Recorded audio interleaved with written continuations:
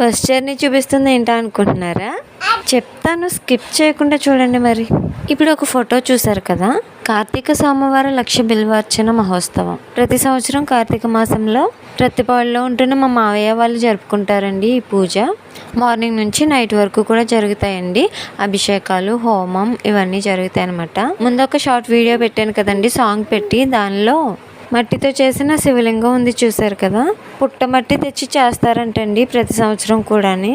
అభిషేకం అయిపోయాక 1 hour break అయితే ఉంటుందండి. తర్వాత హోమం జరిపిస్తారు. మేము వెళ్ళడానికి బస్ జర్నీ అయితే 4 నుంచి 5 గంటలు పడుతుంది.